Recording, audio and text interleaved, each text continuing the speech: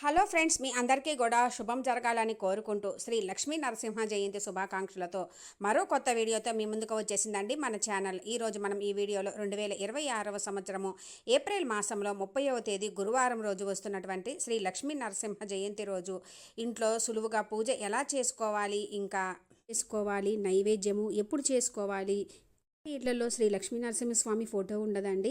Photo లేకున్నా ఎలా చేసుకోవాలి, దీపము, స్వామివారి అనుగ్రహం కోసం ముఖ్యంగా ఈరోజు ఏం చేయాలి, ఏమి పఠించాలి, ఉపవాసము ఎప్పుడు కదపాలి, ఇవన్నీ కూడా ఈ వీడియోలో చూద్దాము ఫ్రెండ్స్.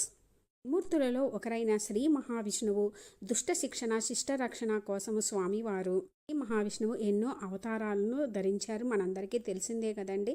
శ్రీ మహావిష్ణువు యొక్క దశావతారాలలో 4వ అవతారమే నారసింహస్వామి. విశాఖ శుక్ల చతుర్దశిని శ్రీ మనం పెట్టినటువంటి పిండి దీపాలను అయితే ఇంట్లో అందరూ కొంచెమైనా సరే నైవేద్యంగా స్వీకరించి మిగిలిన దీపాలని గోమాతకు కానీ లేదు అంటే పారే నీటిలో జలచరాలకు కానీ లేదు ఎవ్వరు తొక్కని ప్లేస్ లో మాత్రమే వేయాలి ఉంటారు అని మన పురాణాలు చెబుతున్నాయి. హిరణ్యకశిపుడిని సంహరించి ధర్మాన్ని నిలబెట్టిన రోజుగా, స్వామివారు ఆవిర్భవించిన రోజుగా మనము నరసింహ జయంతిని జరుపుకుంటాం. తలచిన వెంటనే పలికే దైవం, తలచిన వెంటనే మన తలపల్లోనే ఉండే దైవం, పలికితే హృదయాలలో నివసించే దైవం శ్రీ లక్ష్మీ నారసింహస్వామి. దుష్ట శిక్షణ శిష్ట రక్షణ కోసం లోక కళ్యాణార్థమై బాలభక్తికి మెచ్చి స్మరించినంతనే అవతరించి అందరికీ శ్రేయస్సుని అందించిన దైవం శ్రీ లక్ష్మీ నారసింహస్వామి. శ్రీ మహావిష్ణువు సొగం మనిషి సొగం జంతువు ఆకారంలో నారసింహుని రూపంలో పగలు రాత్రి కాని సంధ్యాకాలంలో ప్రాణం ఉన్నది లేనిది అని చెప్పలేని గోర్లతో ఇంటా బయట కాకుండా స్తంభంలో భూమిపైన ఆకాశంలో కాకుండా తన తొడపైన హిరణ్యకశిపుని సంహరించాడు. బ్రహ్మవరము వ్యర్థం కాలేదు, ప్రహ్లాదుని మాట పొల్లుపోలేదు. ప్రహ్లాదుని కాపాడడానికి ఎన్ని నియమాలు పెట్టినా అవన్నీ దాటుకొని శ్రీ నారసింహ అవతారాన్ని ధరించి హిరణ్యకశిపుణ్ణి సంహరించాడు. భక్తుల ఆపదలు తీర్చేందుకు భగవంతుడు ఎక్కడ నుండైనా ఏ రూపంలోనైనా ముందుకు వస్తాడని అభయమిచ్చే అవతారమే శ్రీ నారసింహ అవతారం. అలాగే మన జీవితంలో కూడా ఎన్ని అడ్డంకులు ఉన్నా అవన్నీ దాటించి మన మనసులో ఉన్న కోరికను నెరవేర్చి మనల్ని చల్లగా కరుణిస్తాడు నారసింహస్వామి. నరసింహస్వామి ఆలయాలు ఉన్న కొండలను వేదాద్రి అంటారు. తెలుగునాట నరసింహ ఆలయాలు ఎక్కువగా ఉన్నాయి. ముఖ్యంగా ఏదగిరిగుట్ట, మంగళగిరి, పానకాల స్వామి, ధర్మపురి, అహోబిలం, సింహాచలం, కదిరి నరసింహస్వామి, చెలకోన ఇలా ఎన్నో ప్రసిద్ధి చెందిన నరసింహస్వామి ఆలయాలు ఎన్నో ఉన్నాయండి. ప్రత్యేకించి ఆరోగ్యం కోసం నరసింహస్వామిని ఆరాధించడం ఒక ఆచారం.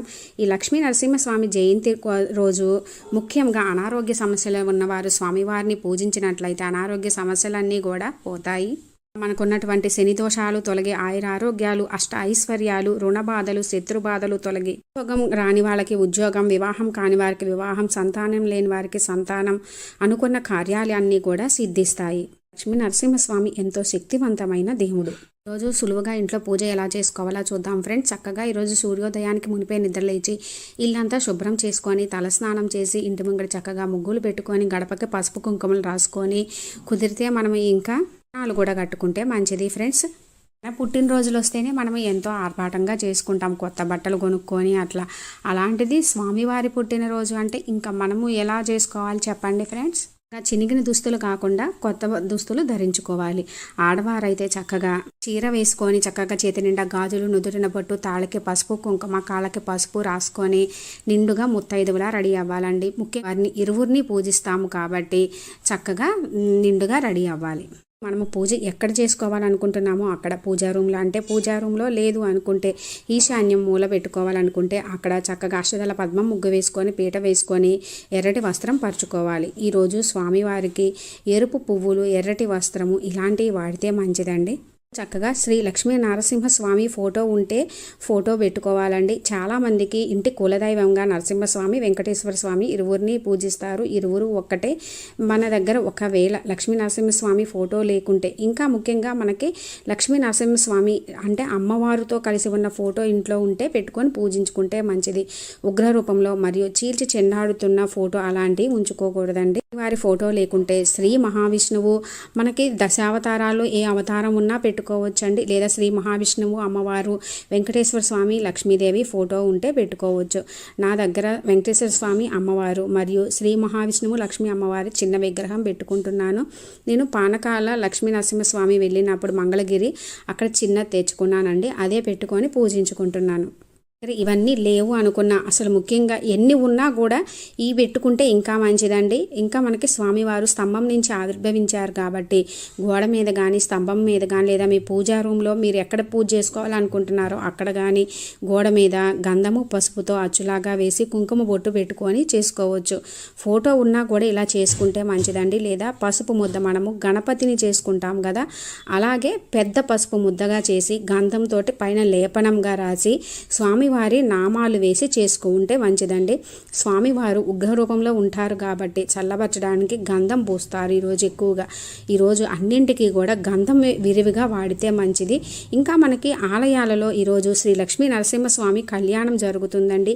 కళ్యాణం చూసినా మనం కళ్యాణానికి వెళ్ళి అక్కడ ఆలయంలో గంధం సమర్పించినా కూడా చాలా మంచిది. ముఖ్యంగా మనం ఏ పూజలు వ్రతాలు నోములు ఏమి చేసుకున్నా ముందుగా గణనాథుని పూజించుకుంటాము కాబట్టి గణపతి చిన్న ఫోటో ఉన్నా విగ్రహం ఉన్నా లేదు అనుకుంటే పసుపు గణపతినైనా పెట్టుకోవాలి. ఇప్పుడు చక్కగా పువ్వులతోటి గంధము బొట్టులతోటి అలంకరించుకొని దీపాలను కూడా అలంకరించుకోవాలి.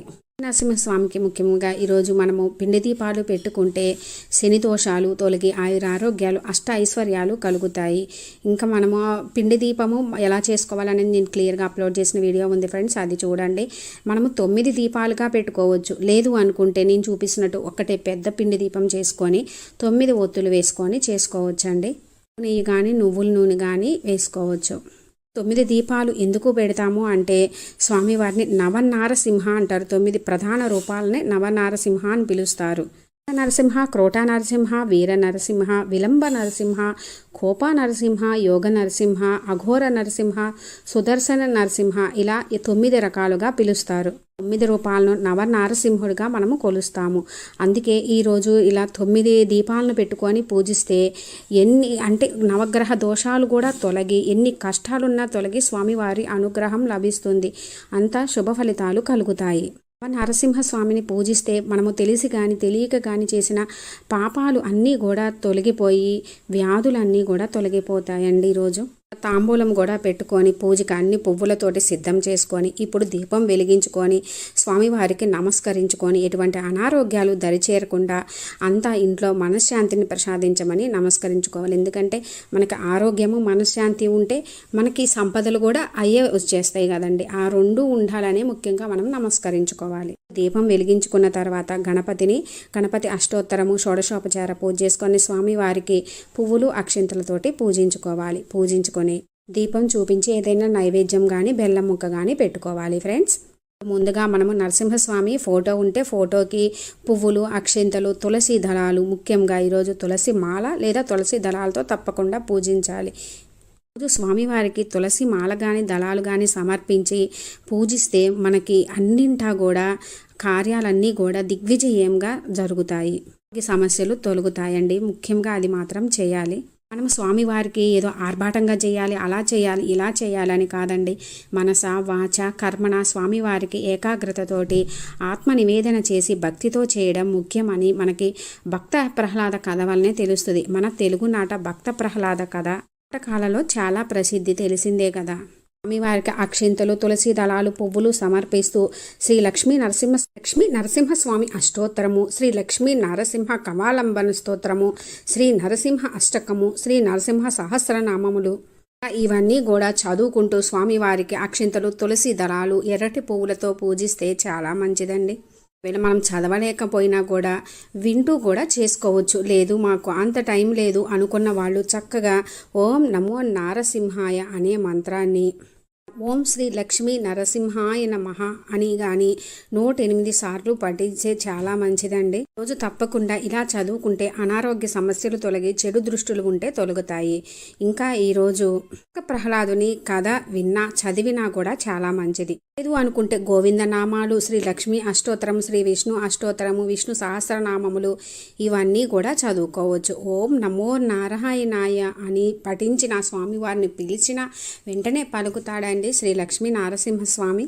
చక్కగా ఇప్పుడు ధూపదీప నైవేద్యాలు సమర్పించుకోవాలి. నైవేద్యంగా స్వామివారికి పానకము, వడపప్పు, ఇంకా క్షీరాన్నము సమర్పిస్తారు. ముఖ్యంగా అయితే పానకం సమర్పించాలండి. ఉగ్రరూపంలో ఉన్న స్వామివారికి పానకం సమర్పించడం అనేది మనకి ఆనవాయితీగా ఉంది. తెలుసు కదా, మంగళగిరిలో పానకాల లక్ష్మీ నరసింహస్వామికి మనం ఏమన్నా అనుకోని ఏమన్నా కోరికలు నెరవేరాలన్న అనారోగ్య సమస్యలు ఉన్నా కూడా వెళ్ళి అక్కడ పానకంని సమర్పిస్తారు. అలా గనక పెడితే మనకి సమస్యలు తొలగుతాయి అని. రోజు స్వామివారికి పానకం సమర్పించితే గనక మనకి ఎంతో శుభ ఫలితాలు కలుగుతాయి. ఇంకా ఇప్పుడు ధూపదీప నైవేద్యాలు సమర్పించుకొని స్వామివారికి కొబ్బరికాయ కొట్టుకొని హారతి ఇచ్చుకోవాలండి. ఓం నమో నారాయణాయ. ఓం శ్రీ లక్ష్మీ నారసింహాయ నమః. శ్రీకర శుభకర ప్రణమ స్వరూప లక్ష్మీ నరసింహ, 14 లోకాలన్నీ ఏలి జ్వాలా నరసింహ. చక్కగా స్వామివారికి హారతి ఇచ్చుకొని, స్వామివారి ఏదైనా చదువుకుంటూ హారతి ఇచ్చుకొని తర్వాత ఇంట్లో అందరూ కూడా హారతి కళ్ళకద్దుకోవాలి. చక్కగా స్వామివారికి హారతి ఇచ్చుకొని కళ్ళకు అద్దుకున్న తర్వాత పూజా రూమ్ అయితే కనుక తలుపు ఓరగా వేసి బయటికి రావాలండి. లేదు అనుకుంటే మనము బయట పెట్టుకున్నా కూడా ఆ పక్కకి వచ్చేయాలి కొంచెం సేపు. ఎందుకు అని అంటే స్వామివారు వచ్చి మనం పెట్టే నైవేద్యాలు స్వీకరిస్తారు అని మన పెద్దలు చెబుతారు. ఇప్పుడు చక్కగా స్వామివారి దగ్గర అక్షింతలు అందరూ వేసుకోవాలి. ఈరోజు ఉపవాసం విషయానికి వస్తే నరసింహస్వామి జయంతి రోజున ఉపవాసాలను పాటించే నియమాలు మనకి ఈరోజు చేసేవన్నీ కూడా ఏకాదశి ఉపవాసంతో సమానంగా ఉంటాయి. రోజు ఉపవాసం ఉండి తర్వాత రోజు ఉదయం వరకు కూడా ఉపవాసం ఉండి విడుస్తారండి. అలా ఉండలేని వాళ్ళు చక్కగా మనము ఉదయం పూజ చేసుకునే వరకు ఏమీ తినకూడదు. లేదు అనుకుంటే పొద్దునంతా కూడా ఉపవాసం ఉండి సాయంత్రము ఉపవాసం విడిచి ఏమైనా తినొచ్చు. అసలు ఉండలేని వాళ్ళు ఫ్రూట్స్ కానీ ఏమన్నా పాలు అలాంటివి తాగవచ్చు. సాధ్యమైనంత వరకు ఉండగలిగిన వాళ్ళు సాయంత్రం కూడా పూజ చేసుకొని అప్పుడు వరకు కూడా ఏమీ తినకుండా ఉంటే మంచిదండి. పూజ శుభ సమయము ఉదయం చేసుకోవచ్చండి. కుదరిన వాళ్ళు మనకి తర్వాత అంటే 11-12 వరకు కూడా చేసుకోవచ్చు. ముఖ్యంగా మనకి స్వామివారు జన్మించింది సాయంత్రం టైంలో కాబట్టి ప్రదోష సమయంలో పూజిస్తే చాలా మంచిది అంటారు. ఇంకా ముఖ్యంగా 5-6 ఆ సమయంలో పూజ చాలా విశేషము.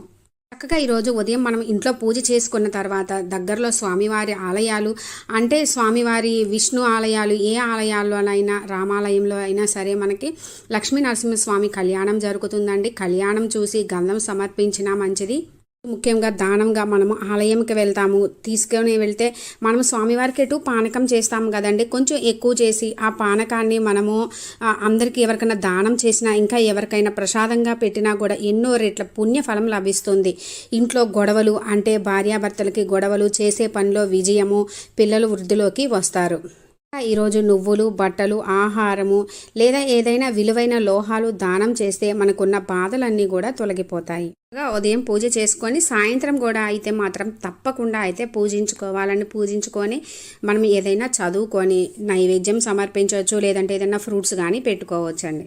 ఇప్పుడు పూజ అయిన తర్వాత మన సామర్థ్యతను బట్టి మనకి ఇంట్లో ఉన్న ఆర్థిక పరిస్థితులను బట్టి భక్తి శ్రద్ధలతోటి ముఖ్యంగా చేసుకోవడమే ముఖ్యమండి.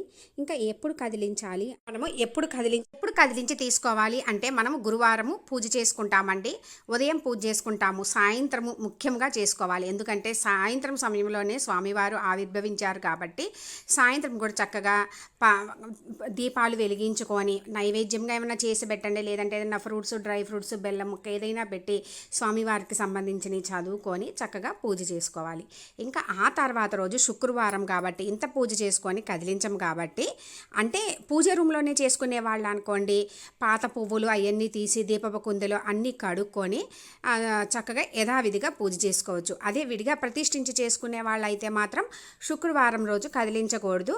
శనివారం పొద్దున చక్కగా దీపం పెట్టుకొని కొండెక్కాక అన్నీ కదిలించి తీసుకోవచ్చు. పెట్టుకున్న పిండి దీపాలు పూజ అయిన తర్వాత ఏదైనా కొంచెమన్నా సరే ఇంట్లో అందరూ ప్రసాదంగా తీసుకొని పారే నీటిలో లేదా జలచరాలకు కానీ గోమాతకు కానీ పెట్టవచ్చండి. లేదంటే ఎవరి తొక్కని చోట మాత్రమే వేయాలి. పసుపు ముద్ద చేస్తాము కదండి స్వామివారిని, ఆ ముద్దని మనము నీటిలో కరిగించి తొక్కని కరిగించిన తర్వాత మనం ఇంట్లో ఉన్న పచ్చని చెట్లో వేసుకోవచ్చండి. లేదు అంటే తొక్కని దగ్గర కానీ కాలువలో కానీ వేయాలి. అంతేగాని తొక్కకూడదండి, అది స్వామివారండి. మనము ఇప్పుడు గణపతిని ఇంట్లో మనము పూజించుకొని ఎలా అయితే నిమజ్జనం చేస్తామో అలా చేయాలి, తొక్కనే తొక్కకూడదు. ఆడుకున్న పువ్వులు ఇవన్నీ కూడా మనము తీసుకువెళ్ళి ఎక్కడైనా కాలువలో కానీ ఎవరు తొక్కని ప్లేస్లో కానీ వేసుకోవాలి. రోజు స్వామివారి దగ్గర మనము తులసి దళాలు పెట్టుకుంటాం కదండి. తులసి దళాలు ఇంట్లో అందరూ కూడా ప్రసాదంగా స్వీకరిస్తే మంచిది. తెలిసింది కదా ఫ్రెండ్స్, శ్రీ లక్ష్మీ నరసింహస్వామి పూజ ఇంట్లో సులువుగా ఎలా చేసుకోవాలి అనేది క్లియర్గా. మీకు ఒకవేళ ఏదైనా డౌట్ ఉంటే కనుక కామెంట్ సెక్షన్లో అడగండి ఫ్రెండ్స్, నేను వెంటనే రిప్లై ఇస్తాను. ఆ వీడియో మీకు కొంచెమైనా యూజ్ అయినట్లు అనిపిస్తే లైక్ చేయండి, షేర్ చేయండి, కామెంట్ చేయండి, సబ్స్క్రైబ్ చేసుకోండి. పక్కనే ఉన్న బెల్ ఐకాన్ క్లిక్ చేసినట్లయితే నేను అప్లోడ్ చేసిన ప్రతి వీడియో కూడా మీకు నోటిఫికేషన్ వస్తుంది ఫ్రెండ్స్. శిక్షణ శిష్ట రక్షణ కోసం లోకాల్ని కాపాడడానికి లక్ష్మీ నరసింహస్వామి జన్మించిన శ్రీ నరసింహ జయంతి రోజు శ్రద్ధలతోటి మనస్ఫూర్తిగా ఆ స్వామివారిని పూజించుకొని ఆ లక్ష్మీ నరసింహస్వామి కరుణతో ఆయురారోగ్యాలు అష్టైశ్వర్యాలు కలగాలని కోరుకుంటున్నాను ఫ్రెండ్స్. Thanks for watching.